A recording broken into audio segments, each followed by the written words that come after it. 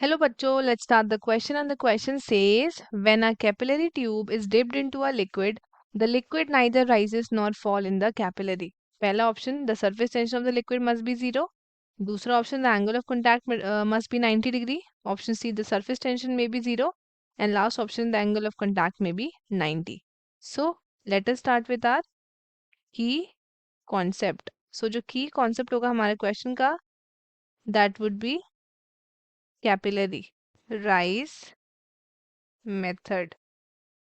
सो हमारा जो की कॉन्सेप्ट होगा that would be capillary rise method.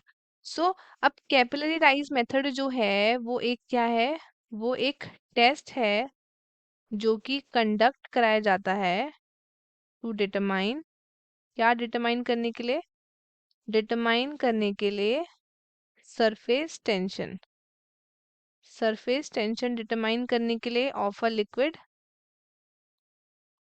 Surface tension of a liquid determine कराने के लिए, और you can say contact angle, contact angle of liquid with soil या फिर आपका पाइप मटेरियल. ये बेसिकली आपके प्लांट्स के केसेस में देखा जाता है कैपिलरी राइज मेथड. सो अब क्या होता है कि एक हमारे पास फॉर्मूला है, फॉर्मूला है हमारा H is equals to 2t cos theta upon r rho upon g. So ये हमारा क्या हो गया, ये हो गया हमारा रो.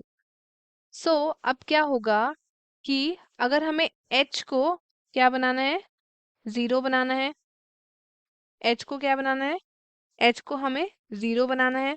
तो या तो हमें क्या करना पड़ेगा, या तो हमें सरफेस टेंशन को जीरो, दो केसेस है देखो ये हमारे पास यहाँ पे, या तो आप सरफेस टेंशन को क्या कर दो, जीरो बना दो. दूसरा केस क्या है, आप तो थीटा को आप क्या कर दो, 90 डिग्री कर दो. थीटा को 90 डिग्री कर दो या तो टी को आप क्या कर दो, जीरो कर दो. तो दोनों केसेस में आपका एच क्या आ जाएगा, एच हो जाएगा आपका जीरो. सो अब क्या हो रहा है कि आपका जो आर है रेडियस, रो हो गया आपका, एंड आपका जो जी हो गया, ये आपके जीरो नहीं होते हैं, आर नॉट जीरो. क्योंकि आर है इसका मतलब उस कैपिलरी की कुछ ना कुछ इनर रेडियस होगा, इनर रेडियस होगा कैपिलरी ट्यूब का. तो ये आपका जीरो नहीं होगा, जी होगा, रो होगा, आपकी डेंसिटी है आपकी, कोई भी आपका यहाँ पे जीरो नहीं होने वाला है.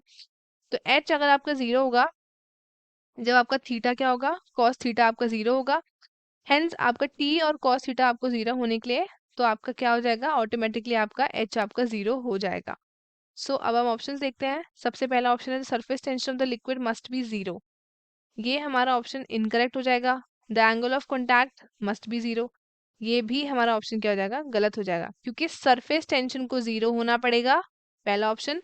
और दूसरा एंगल ऑफ कॉन्टैक्ट को क्या होना पड़ेगा, एंगल ऑफ कॉन्टैक्ट को होना पड़ेगा 90. तो ऑप्शन सी और डी हमारे क्या हो गए, करेक्ट ऑप्शन हो गए.